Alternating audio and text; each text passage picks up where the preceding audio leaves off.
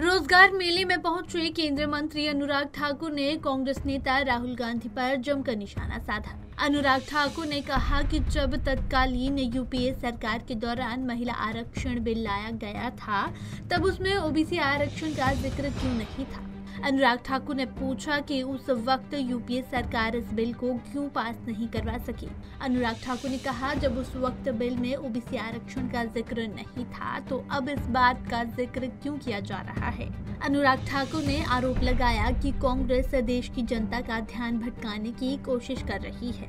उन्होंने कहा कि ये देश राहुल गांधी की पर्ची से नहीं बल्कि भीमराव अंबेडकर के संविधान से चलता है। राहुल गांधी जी, उनसे सवाल है मेरा, जब कांग्रेस वुमेन रिजर्वेशन बिल लाई थी, पहली बात कांग्रेस पास क्यों नहीं करवा पाई? दूसरी बात, क्या उस बिल में ओबीसी के लिए आरक्षण था? अगर तब नहीं था तो अब कहां से आ गया? अगर संविधान में एससी एसटी के लिए जो आरक्षण रखा है उसी के अनुसार भारत सरकार ने भी वही बिल लेकर आए हैं कि 33% आरक्षण उसी अनुपात से मिलेगा। और अब 2024 के चुनाव के बाद जैसे, क्योंकि अभी तक ये हमारा काम नहीं है, ये डिलिमिटेशन कमीशन बैठेगा, फिर उससे पहले आपकी जनगणना होगी, ये सारे कामों के लिए संस्थाएं बनी हैं। ये संविधान से चलता है, राहुल गांधी जी की सोच से नहीं चलता है कि राहुल गांधी जी को किसी ने पर्ची पकड़ा दी, राहुल गांधी जी ने पर्ची पढ़ दी और राहुल गांधी जी एक दिन सुबह उठेंगे और कहेंगे कि ये होना चाहिए। राहुल गांधी जी, ये गांधी परिवार की पर्ची से देश नहीं चलता है, बाबा साहब अंबेडकर के दिए संविधान से देश चलता है। प्रदेश सरकार के 8 महीने के कार्यकाल और राष्ट्रीय आपदा को लेकर प्रदेश सरकार की मांग पर अनुराग ठाकुर ने कटाक्ष किया। ठाकुर ने कहा कि केंद्र सरकार पहले दिन से प्रदेश को मदद दे रही है और मदद की 4 किश्तें भेजी है। उन्होंने प्रदेश की कांग्रेस सरकार से पूछा कि उन्होंने अपने हिस्से से कितने लोगों की मदद की और कितने लोगों के घर बनाए।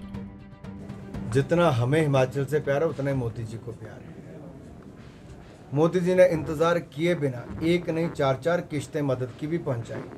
862 करोड़ रुपया वहाँ पर भी दिया। और अगर यूपीए का समय देखेंगे तो कई महीने लग जाते थे टीमों को आने के लिए भी, हमने टीमें भी शीघ्र पहुंचाई। फिर मदद करने वाली टीमें भी एनडीआरएफ की हो, एयरफोर्स की हो, वो भी पहुंचाई, हेलीकॉप्टर तक दिए, सब मदद की। और यही नहीं, 12 टुकड़ियाँ एक बार लगी थी एनडीआरएफ की, 13 एक बार लगी थी। और 5000 घर पहले, 6000 घर उसके बाद दे दिए। मनरेगा का पैसा जितना दिया है वो भारत सरकार ने दिया जी। सबको डंगे लगाने से लेकर रास्ते बनाने तक सारा पैसा भारत सरकार का है। क्या ये मदद नहीं है? 2700 करोड़ रुपए ग्रामीण सड़कें बनाने के लिए दिया, क्या ये मदद नहीं है? मैं एक बात पूछना चाहता हूं, जो अनुपात हिमाचल की सरकार को अपना भी लगाना चाहिए था, हिमाचल सरकार ने कितना लगाया है? क्या आप में से किसी ने छापा है? क्या हिमाचल सरकार ने बताया? हिमाचल सरकार ने जब से आपदा आई उसके बाद अपना पैसा कितना लगाया? केंद्रीय मंत्री ने बताया कि महिला सशक्तिकरण की ओर सार्थक कदम उठाते हुए केंद्र सरकार ने महिलाओं के लिए महिला आरक्षण विधेयक पारित कर 33% आरक्षण दिया है, जिससे महिलाओं को सशक्त बनाया जाएगा। पिछले 60 सालों में कोई भी सरकार इसे पारित करने का साहस नहीं कर पाई। वही ये मांग कर रहे हैं कि 2024 से इसको लागू कर दो, क्योंकि वो जानते हैं कि ना डिलिमिटेशन हुई है, ना सेंसस हुआ है, और अगर ऐसा करते हैं तो कोई भी कोर्ट चला जाएगा, कहीं स्टे मिल जाएगा और ये लोग फिर एक बार महिलाओं का अधिकार छीनना चाहेंगे। हम सच्चे मन से लाए हैं और पक्के मन से भी बिल लाए हैं। सच्चे मन से प्रस्ताव रखा भी, पक्के मन से पास भी करवाया, लेकिन ये लोग एक के बाद दूसरा ऐसा प्रयास कर रहे हैं।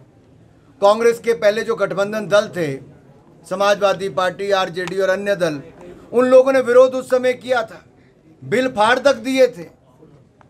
अब वही लोग जब खुले में विरोध नहीं कर पा रहे हैं तो कभी कहते हैं 2024 में लागू करवा दो, कभी कहते हैं ओबीसी को आरक्षण दे दो।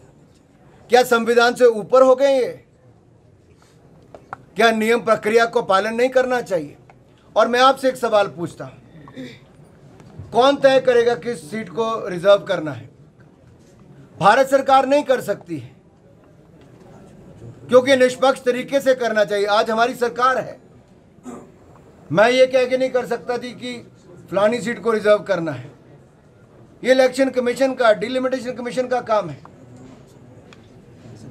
इसलिए संसद की चर्चा को अगर आप ध्यान से सुनेंगे, ओबीसी के विषय पर भी माननीय अमित शाह जी ने, और ये डिलिमिटेशन कमीशन के विषय पर भी, क्यों ये संविधान के अनुसार ही ये सारे कदम उठाए जा रहे हैं।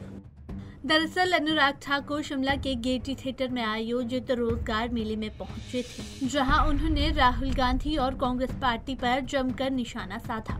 पंजाब केसरी टीवी के लिए शिमला से अली की रिपोर्ट।